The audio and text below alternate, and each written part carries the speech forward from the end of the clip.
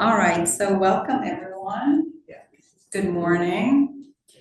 This is the session before lunch begins, so I'm going to be mindful of bedtime so we can just get to the front line at the buffet. My name is Krisztina Domjan, and I teach international students, and I also teach domestic students. And I am also the AI Faculty Fellow with CTRL, and it's been definitely a learning curve with both cohorts, the international students and the domestic students, about artificial intelligence and technology in general, how to integrate tech tools to what level. And that's exactly what I would like to talk about today. But also this is a session during which I will invite you to follow my slides and also to participate in activities. I might have to consult with Sahil for a second just to see how best we can do that. So if you just give me a moment, I just thought about that I, skipped that step, but I can see that people are still signing up. So if you could give me a second, please. So how can we make this step of me sharing the slides so people can access the slides? Oh, what would be the easiest? Just share the link on the screen. Do you have a QR code? Oh, so I should, but then it appears on the phone. Or they can just. That's true. I think the only way would be to put a link on the screen when they could type it, because I don't think there's a way to access it. Oh yeah, that would be too. Okay, I'll do the QR code then. Yeah. How do I? Just no. Does it? Just okay. Slide it in. Slide. Yeah. Oh, so with a little bit of force. Okay. All right.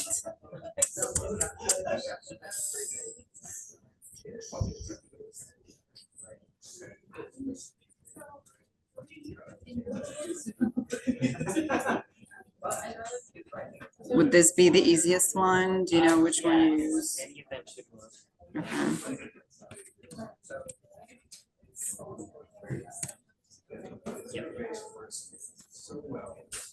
So this is it, right? Yeah. So you can just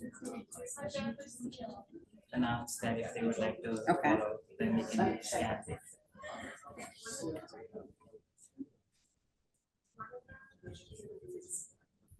Okay. Yeah. Perfect. All right. So if you could please, if you have a phone, if you could please scan that QR code, and that means that you will have access to the slides. And if you know how to transfer that to your laptop, then that would be even better. It's like technology 101. That's how we start today's session.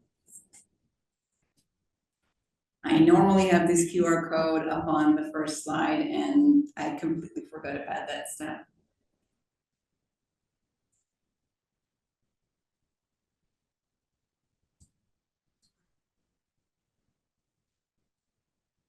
I have to warn you now that I will ask you to talk to each other and work together potentially this morning, so please be ready for that. But I brought chocolate to compensate for that effort, so.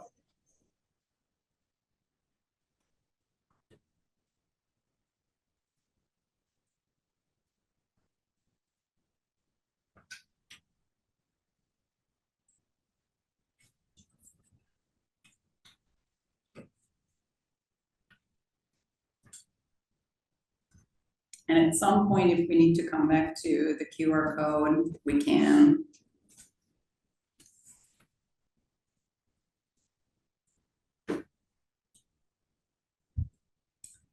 All right.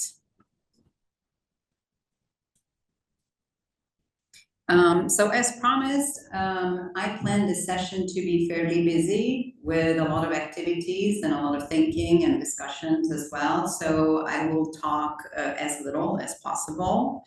But I do want to make sure that we focus on concepts like process-based learning or open-ended explorations. And I think that some of the previous presenters talked about that as well, and AI supported learning as well, and developing those new approaches to learning and assessment of learning. And one of the sort of core activities today is to look at the SAMR model, which is substitution, augmentation, modification, and redefinition when we think about the role of technology in teaching. And now that we have artificial intelligence tools and applications, I want to include those in technology as well. All right, so what I would like to start with is a 5-minute video. I was thinking about just summing up what Richard Collada has said in the past. Actually, this video was recorded 11 years ago, so that's a long time. But he and his organization, ISTE, which is an organization that centers technology in education, has been promoting the use of technology in teaching for a long, long time, and it's crazy to think that what you're about to see was 11 years ago. But let me just show you, like I said, it's going to be the first 5 minutes. If you're interested, I highly recommend watching the entire video at a later time. And once you're on YouTube, it's probably going to suggest that you watch all Richard Collada's keynote speeches. I wish AU could afford his 20-something thousand keynote speech and invite him to campus. Maybe we can find someone who can, sponsor that in the future. Extremely inspirational. I'm a member of this society. I attend the conferences that always feel, liberating and highly inspirational. But so let me stop talking and just show you the video.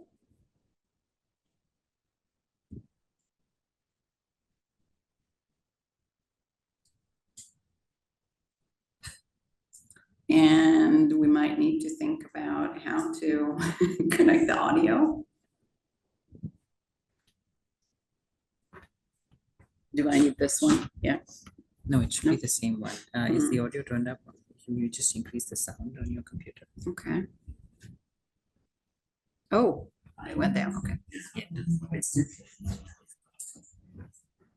All right, there we go. All right, so I'm going to stop here because we're going to switch over to how we can actually use this idea of personalized learning using the SAMR model. So let me just come back to the slides over here. Having watched Collada's speech here at one of the TED Talks, and then a lot of keynote speeches, attending the conference sessions, I came across the SAMR model, and I just thought that this is something that makes sense to me because it really helps me visualize that personalized learning and how to tie that with technology and how to bring it to the classroom so then students can be in charge of their learning path as well. And of course, in the second part of today's session, we can see how AI as a third factor comes into that picture as well.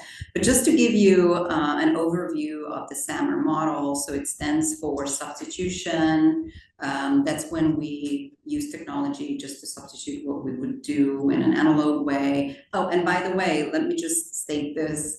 I'm not advocating for just ignoring and abandoning analog teaching. I use that in my classes. In fact, if I'm in the Dan Myers building and I have those chalkboards, I leverage that. I give every student a chalk, and I even bought these colored chalks as well. And it's fun to see how most of them have no idea how to ever, because they've never written on a chalkboard. before. So this is a brand new skill that they are learning, but it's good to spice up those tech-based sessions and discussions, just like the presenter in the previous session talked about, the student presenter about discussions and loving those discussions.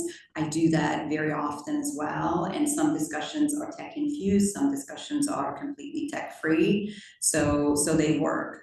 What I'm advocating here now is that when we do use technology, let's be mindful and let's really infuse technology into our teaching and into our course assignments with specific intention. So then we're looking at the 4 phases.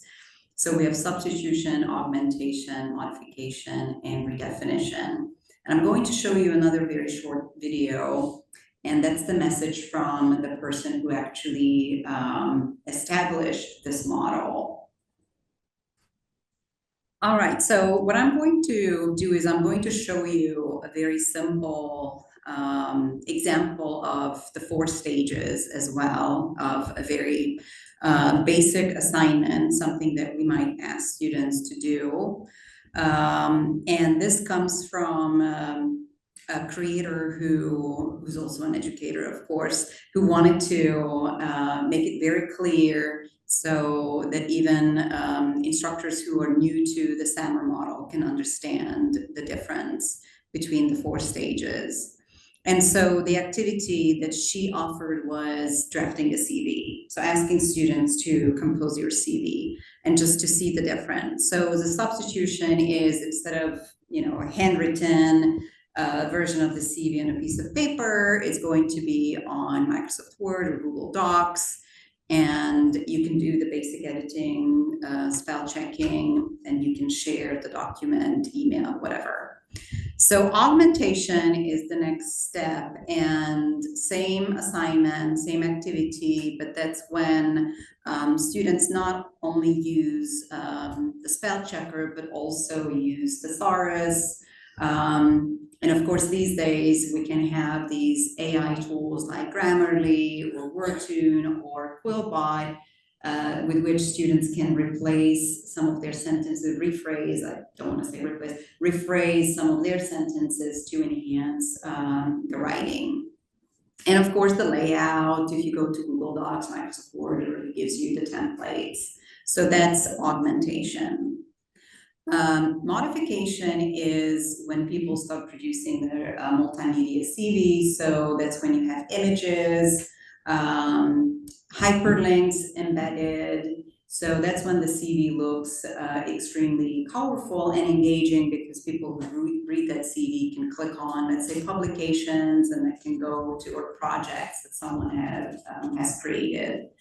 And redefinition is the next step, and we can see, I'm a frequent LinkedIn user, so if I look at someone's CV there, it is extremely vivid and engaging, informative. It can take me to other websites as well, so it's just, that highest level. So going back to learning, what we want students to experience in the classroom is that friction. We want them to, I always have to tell my students that it's not going to be easy. If I ask them to read, we heard about reading from Benjamin earlier, when students try to take shortcuts. I tell the students that, yeah, reading is not going to be easy, and you're required to do the reading, and I'm going to check if you have read what I asked you to read, because you will not be able to participate in those discussions that you love so much. And so, or, if they have to produce something, I tell them that, yeah, it's going to be hard. It's going, you're going to have to slow it down. It's not going to be quick. There's not an app for it. So that's, that's what you have to deal with, but that's why you're in college, so that you learn how to learn and how to experience the friction. And so with the SAMR model, what we're doing is we're just thinking about where to place that friction and what we want to emphasize within learning. What you can see on the list is just the list of assignments. And I'm going to ask you, so you scan the slides, so you can have that up for this next activity. But you can just take a look at the list of assignments, some sort of more traditional assignments, some can be considered as sort of more modern, more personalized assignments themselves. So as you can take a look. And what I would like you to do is in the next few minutes, we can give ourselves probably about 10 minutes or so. Think about an assignment that you currently use. And first of all, see where that assignment falls within the SAMR model and how you could produce each stage for that assignment. So just like with the CV activity, where you can have the basic sort of substitution, then the augmentation, then modification and redefinition. Now, just to help you out, if you have your laptop with you and you're familiar with a chatbot, it could be ChatGPT or Claude or Gemini or Microsoft Copilot, whichever you prefer. I also prepared a prompt that you can copy and paste to help you with this activity. So you can do this individually on your own, or you can work with someone sitting near you.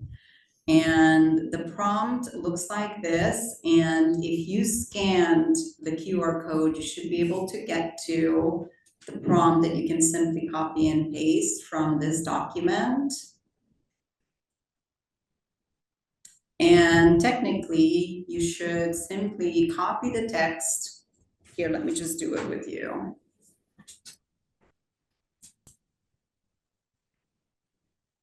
So you can just start a new chat.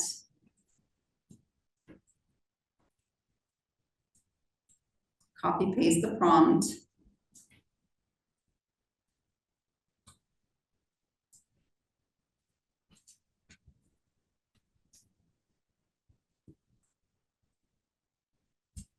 And ChatGPT will ask, or if you use Claude, it doesn't matter with chatbot or Microsoft Copilot. If you copy and paste this prompt into something other than ChatGPT, sometimes what happens is that it gives you the whole sort of conversation in advance. What I tell students is you have to tell ChatGPT or a chatbot this.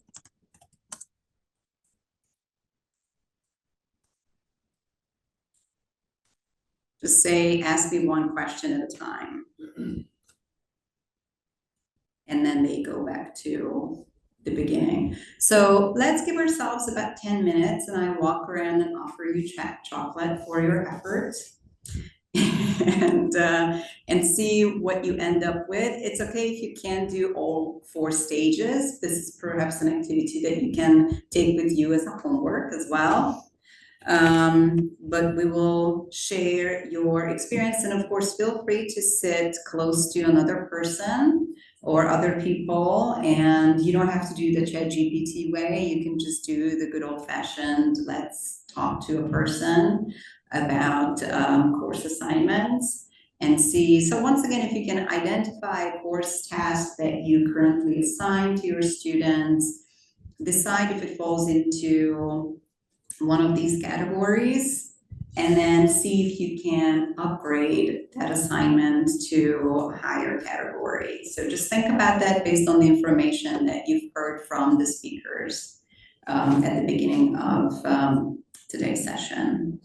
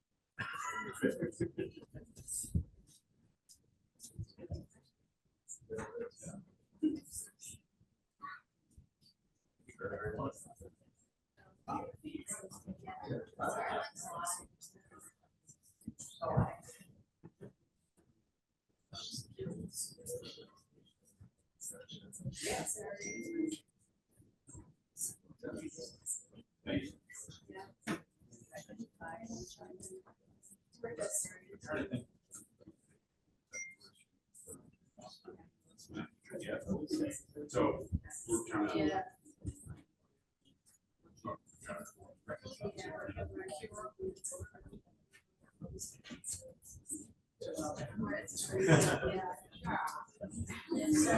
For whatever reason, I wasn't, I don't know, I turned off my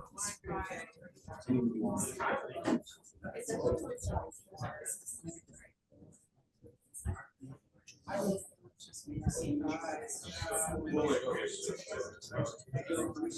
yeah, thank you. Yeah, that's great.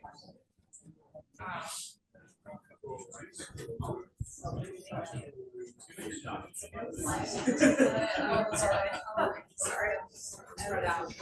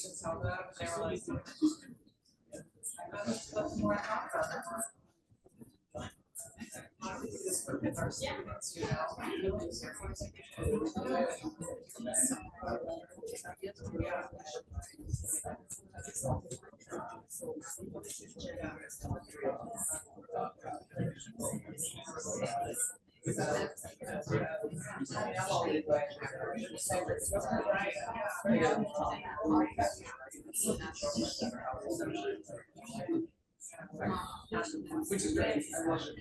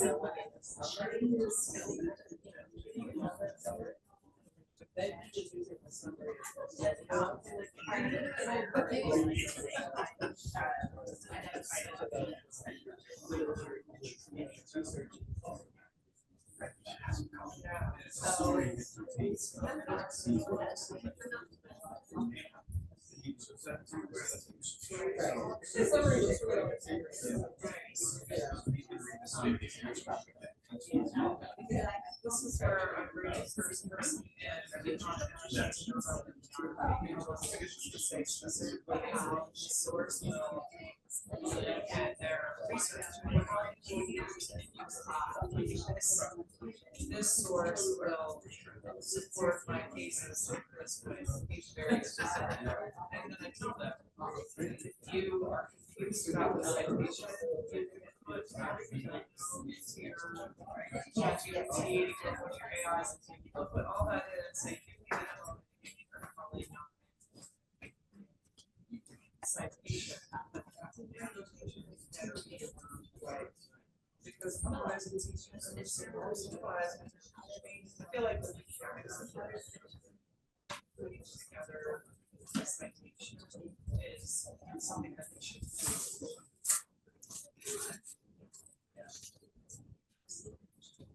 So here's a question.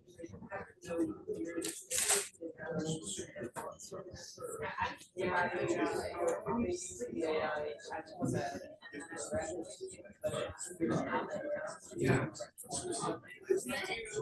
Exercise before that, this is something that maybe it's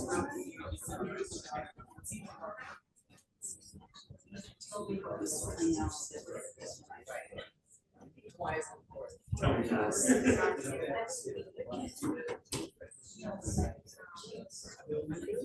Yes, they're all. Then I feel like I could just say, take my niece that is right now, all these sources using first person. And they're clever. And take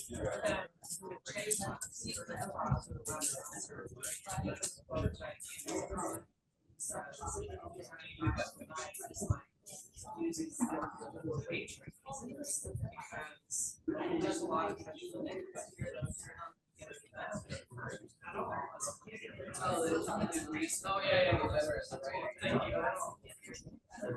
at all. Oh, yeah.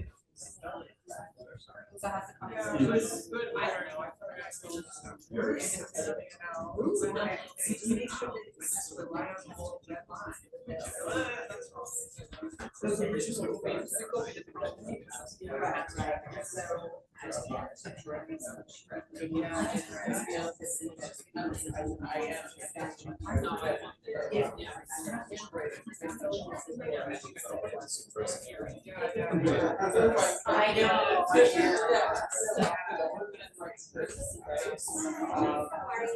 But yeah.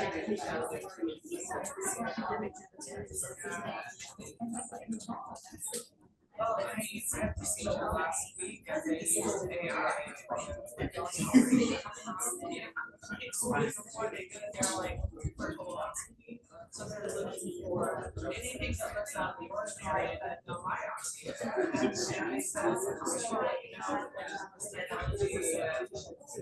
addition to the physician is there going through everything, and the AI says this is questionable, and they end up taking 3 samples of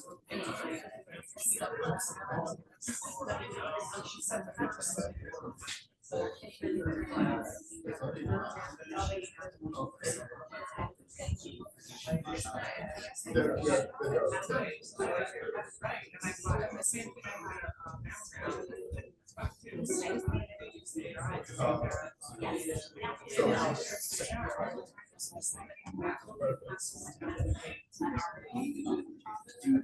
Right. But you go to like that position. Or if it turns that this is what we're seeing, we're not going to have enough stage. That's all technical. Well, then I let the computer take it over. That's scary. I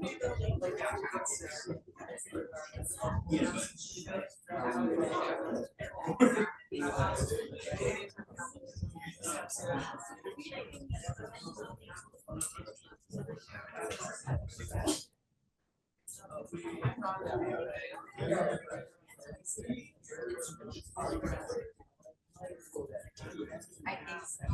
Yeah, the library.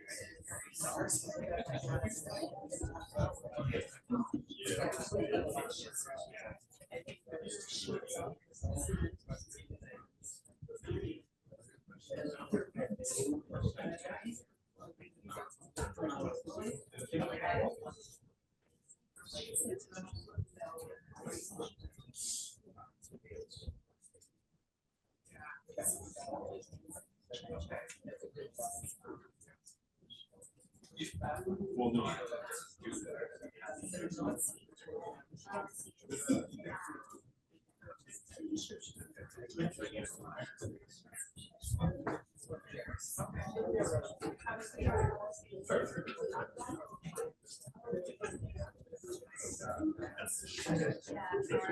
If anyone wants to repeat, let me know and I'll come back to your table.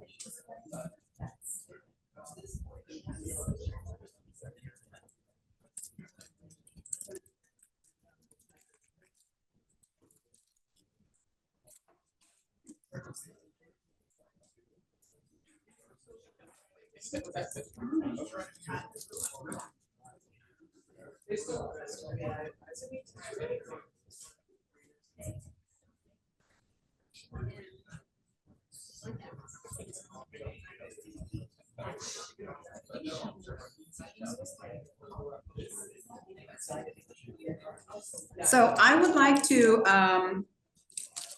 offer you one suggestion. So if you're using the prompt, I prompted ChatGPT or the chatbot to give you an example to help you come up with an idea for each category. So if you think that it gives you an example that's completely irrelevant, all you have to say is you just tell the chatbot that I understand the example that you're giving me, but I need a different example because I teach students at a 600 level or a 200 level, and this is the course, and I can't use this, or I want to use more of this.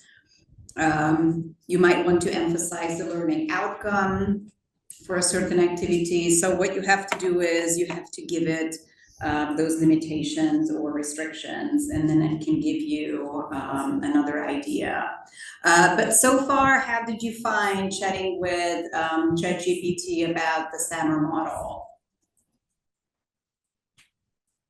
And let me offer you the microphone to elaborate on your thumbs up. And we have another microphone. So let's take a few minutes just to see if you can share your experience, any epiphanies or any struggles.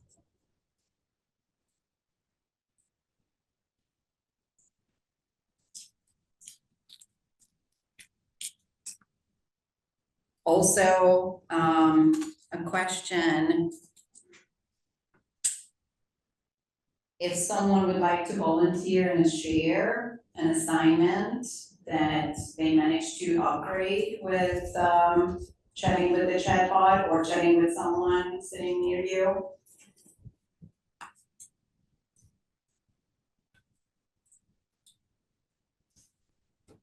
Yes, go ahead, thank you. I teach journalism, and one of the suggestions I have. Hi. I teach journalism, and one of the suggestions that it offered for an assignment I had looking at analyzing President Trump's first 100 days in office, this is an assignment that's coming in March, was to collaborate with a classroom on the other side of the world and see how the output differs and talk about cultural perspectives in journalism. So it's a way to connect with, make it a broader conversation and connect with other classrooms. I had never thought of doing that. I think it's really good. Yeah. All right, so I guess there might be a session today about COIL, like when you can collaborate with international campuses. So I wonder if that's probably one of those options. Anybody else who would like to share? I was wondering about that. I wonder if you could also look at the biases, right? If you could look at the kind of the cultural biases that may come from different regions of the world and take that even a step further, it'd be really interesting to think about. I had sat in on a session where a South African academic was talking about some of the cultural biases they experience because with the large language models, right? Because of the preponderance of where the information comes from. So it might be really interesting to build that in.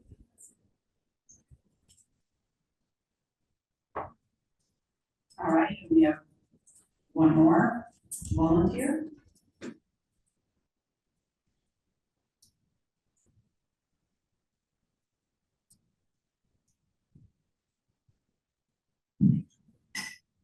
Sorry, so picking me up. I wanted to add a suggestion as a librarian. We created a LibGuide on our library homepage about teaching with current events in the classroom. And it includes several evaluation models that you can use, you can learn more about. It's probably at the modification level or augmentation level for the SAMR model, but if you are talking about looking at biases from different perspectives, there are a bunch of resources in there and links to all of our databases with news sources from US and around the world. So just a plug for the library. Thank you.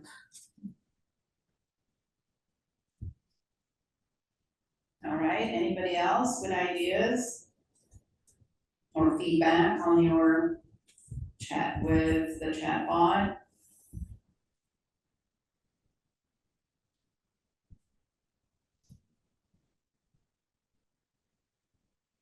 I think that we heard an example of redefinition from the previous session. It was Benjamin who talked about how he asked students to look through their assignments that they produced throughout the semester and then sort of put a selection of those assignments as a portfolio and publish them in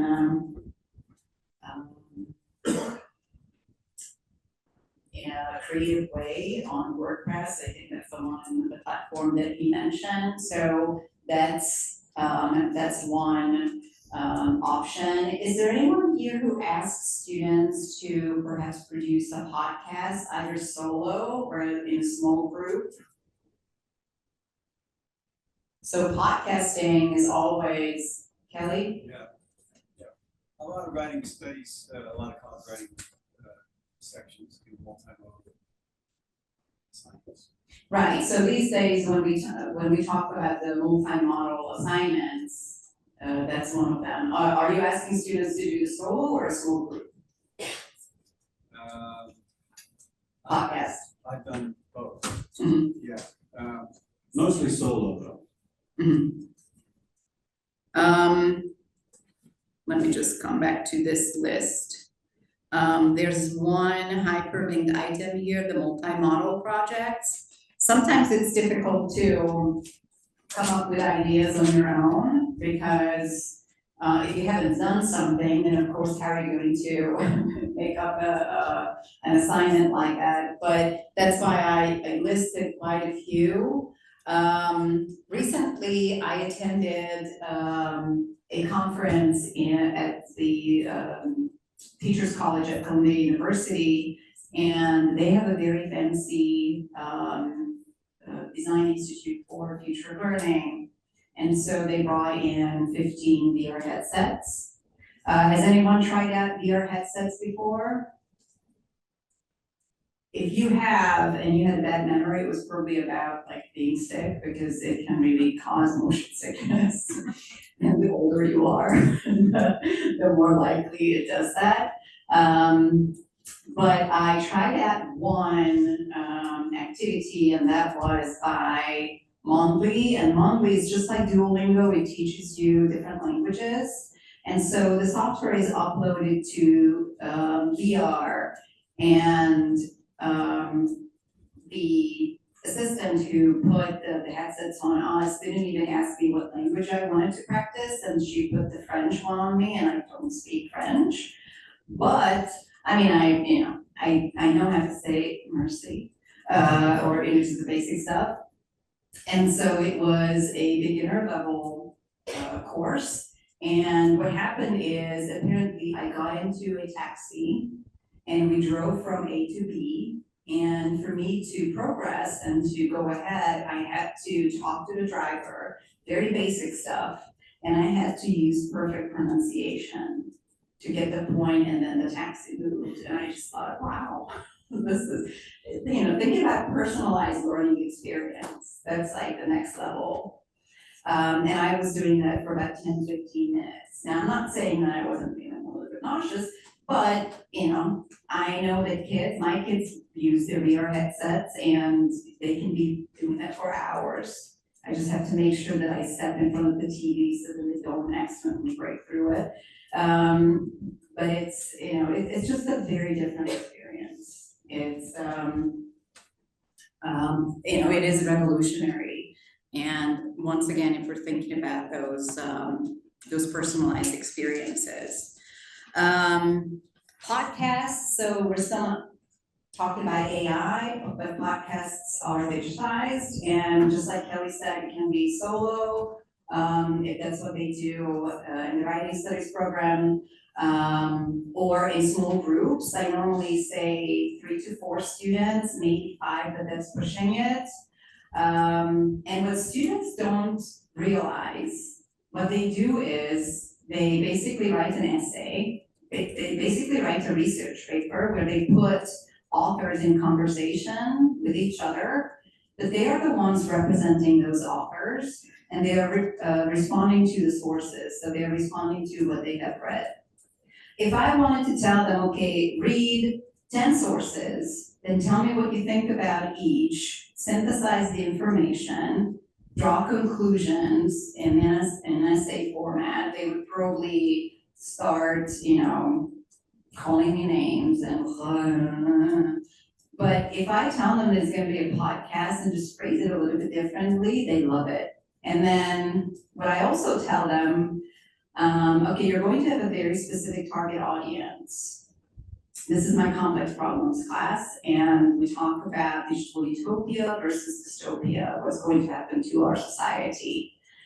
And they have to take a stance if it's dystopia or utopia, or they are sort of undecided, and they have to convince each other in that small group that they have target audience. So this semester I had other high school students or parents or elderly college instructors, and the students also had to invite a person from their target audience.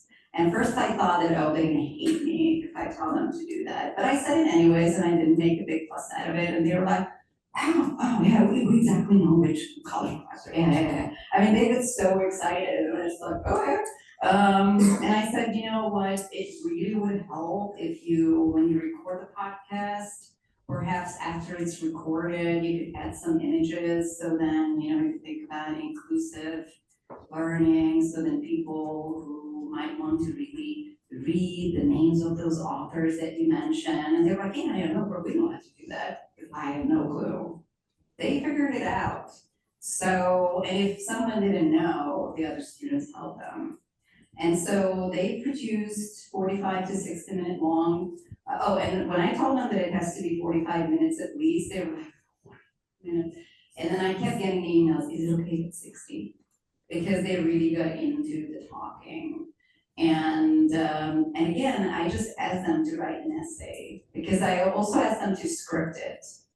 And they still did not suspect anything. They were like, yeah, we'll write a script there, no problem. And the only sort of AI I allowed them to help was correcting the script, spell checking. And or I asked them if they wanted to create images that would illustrate a point that they make or illustrate their podcast page. And that's about it. Yeah, go ahead. There is an AI technology now that will turn your notes into a podcast. Right, I think by Google, yes. Mm-hmm. Did anybody suggest using that or ask if they No, and I did not mention that there's that tool. Although I did talk about how there's a tool that turns research articles into podcasts, but luckily they didn't put the two together, so they just did it themselves. So, it's good to draw the line. But yeah, it's interesting what technology can do. So let me move on to the question of, okay, then how is AI connected to the SAMR model? And I highly recommend that you click on the hyperlink here, and it's going to take you to this website. I think it's really cool. It's called Ditch That Textbook. And this website gives you a lot of PD ideas. They center pages to, and they dedicate pages to different pedagogical approaches. But so this one is including the SAMR model, and it says full AI strategies for educators.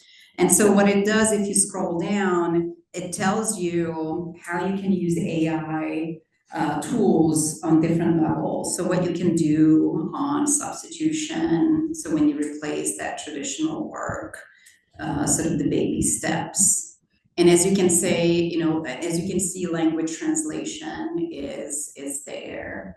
So if you encourage or allow students to use translation tools, then that's a substitution. So that's the basic steps.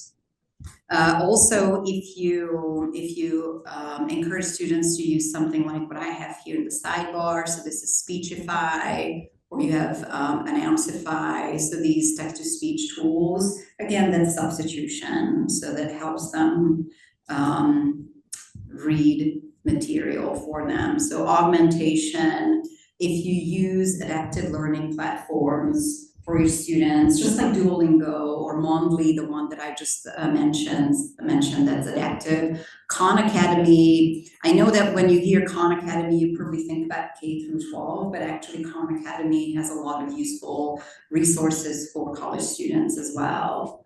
I remember the first 7 years ago when I started teaching here at AU, and I had international students, graduate students, and they said, you know, I have to take the statistic course, but this is my first time, it's so hard to understand. And I showed them Khan Academy. They came back the next week, they were like, wow, I actually understand now what the teacher told me, because Khan Academy breaks it down to such a neat way.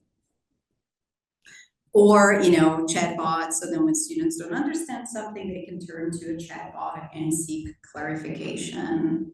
And so here we're talking about the cognitive load reduction, so just like the previous presenters talked about, where do we draw the line when we reduce that cognitive load? And should we draw the line, and if so, where? And of course, you know, communicate that clearly with the students. And if we don't allow them for their cognitive sort of loading or, you know, release, then just explain why not. Yes. Yeah, could you go scroll back up? I just had a question about the last, those three. Oh yeah, it's the cognitive load reduction. Yeah, my question is, so does that allow a student to put an assignment into a system and basically have to break down the steps, like scaffold the assignment for them? Could, yes, absolutely. Could mean. Mm-hmm. And by the way, and thank you for bringing that up. So in this last semester, what I did, anytime I wanted to make an announcement on Canvas, I actually put that announcement into ChatGPT or Claude AI, and I said, rephrase my announcement. And I explained, this is an announcement, it's going to be on Canvas, it's a learning management system, it's for college students. So I gave them all the, you know, the basic, the context, the information. And then I said, okay, now go ahead and rephrase this. So even students with inclusivity issues and learning disabilities like neurodivergent issues can understand it. In 1 second, it gave me a beautiful announcement that I would not have thought about. Oh, okay, so that's how I do it. Great. Copy paste, and that's what I sent to the students. And I started sending my instructions, my course descriptions through the same as well. Okay, rewrite my instructions so then even neurodivergent students can understand. And it's amazing what it does. And I'm like, how did I never thought of this? And so it's definitely a game changer. As you can see, here's the modification. And now we're learning we're moving into the collaborative projects as well. I know that when my kid, who's now turning 20, went to middle school, they actually learned math and social studies and something else through Minecraft. Now, Minecraft is another game that I can't play or watch because it makes me nauseous, but the kids were fine. So they learned that way, and they understood those three-dimensional, concepts that I struggled with myself back in school. But yeah, so that's definitely a new way of approaching learning.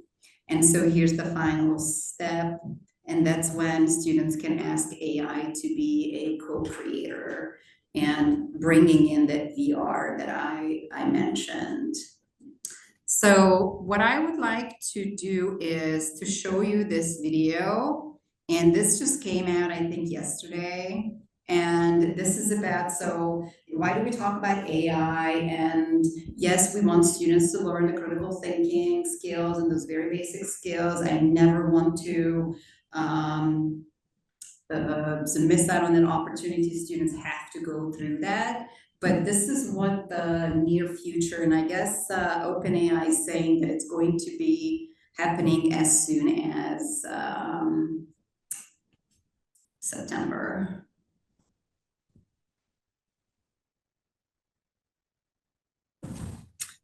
All right, so that's the artificial general intelligence agents, and apparently they will become quite available in September, or that's what OpenAI is saying. And so when we talk about our students and career readiness and should we teach them how to use AI, that's why I strongly argue that I don't see how we shouldn't. And I'm not saying that teachers across disciplines teach them how to work with agents, because we're not there yet. But at least those baby steps, when we start sort of seeping AI tools into our teaching, so we know what they are capable of, and then how students can enhance their own learning, is essential and just unavoidable, it seems. Let me give you just a few examples. And these are just posts from LinkedIn, from experts and early adopters of AI. And I know that this is very tasking, and it's kind of, frustrating for teachers as well.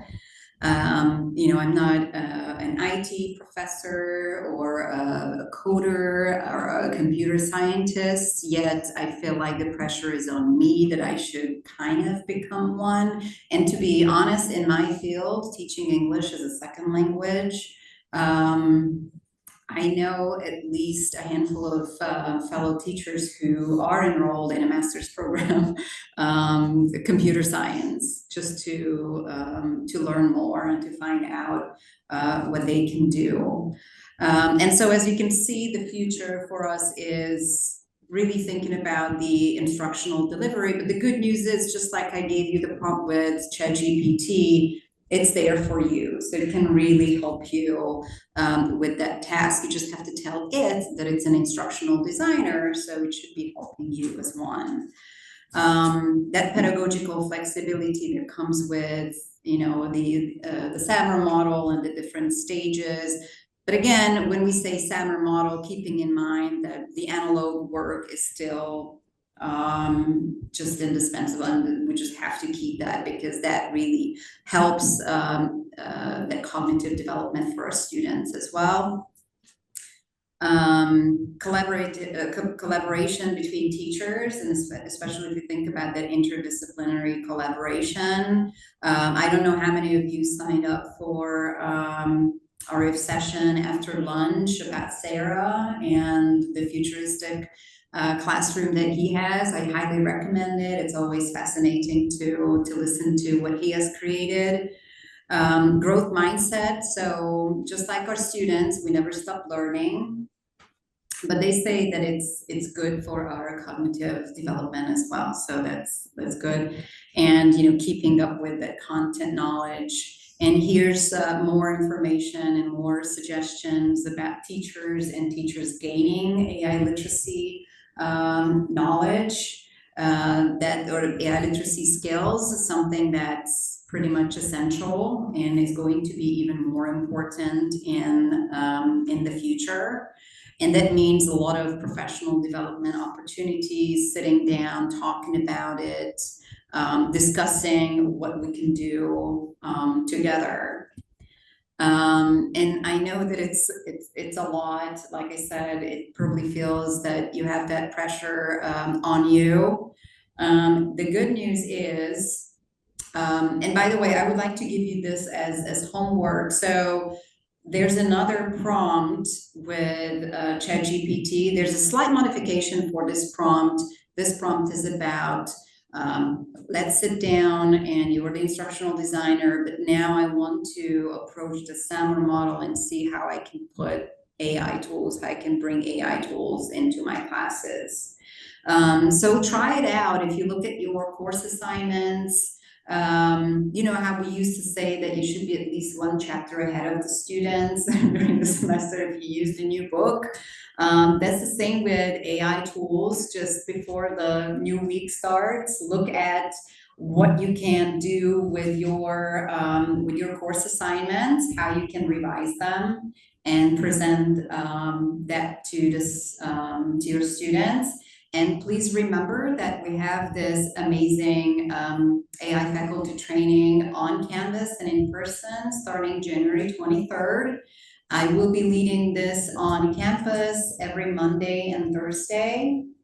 I think Anna is going to send out a registration form very soon.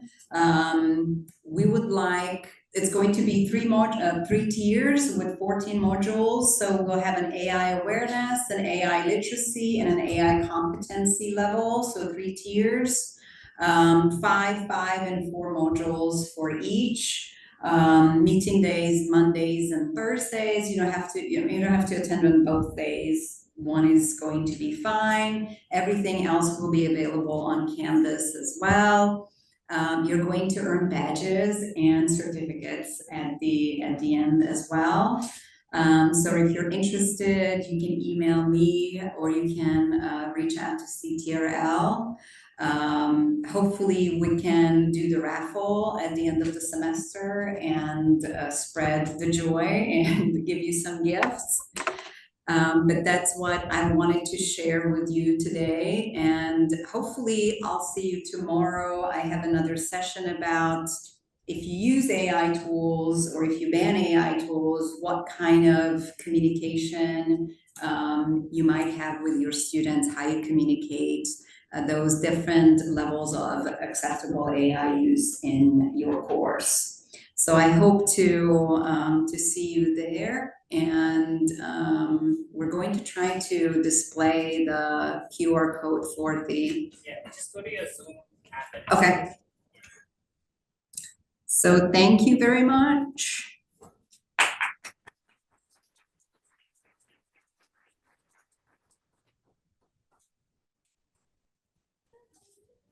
And I'll have some treats tomorrow as well, yeah.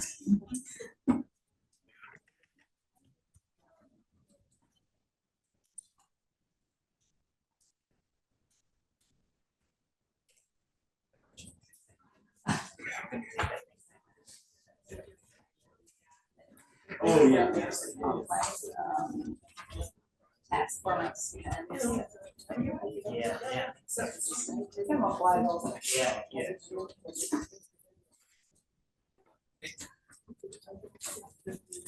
Yes.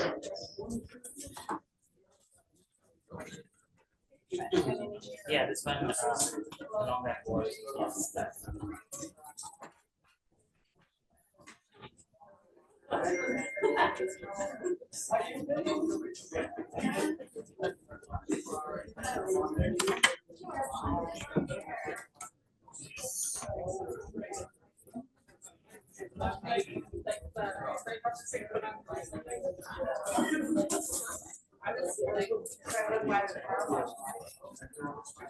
It's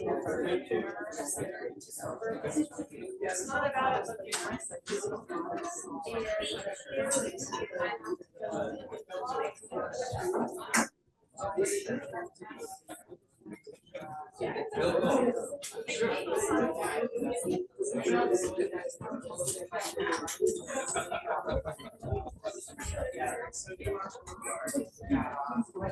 whenever my friends told me this is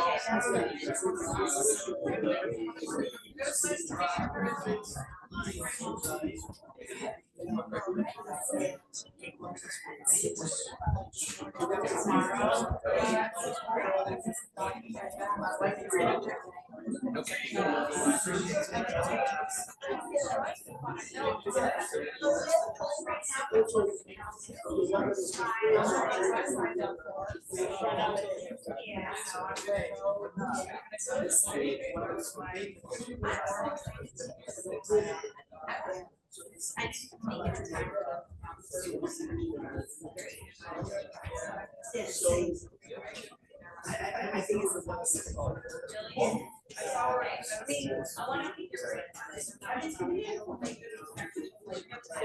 Yeah.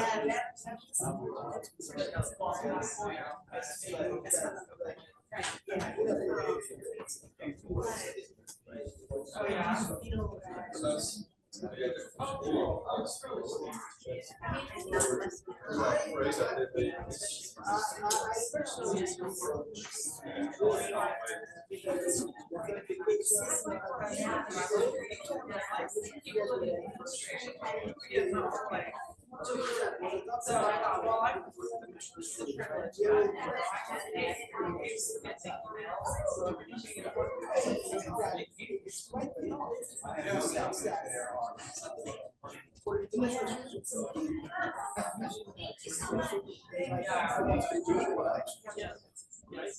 Because, and I don't, I think it's pedagogy, right?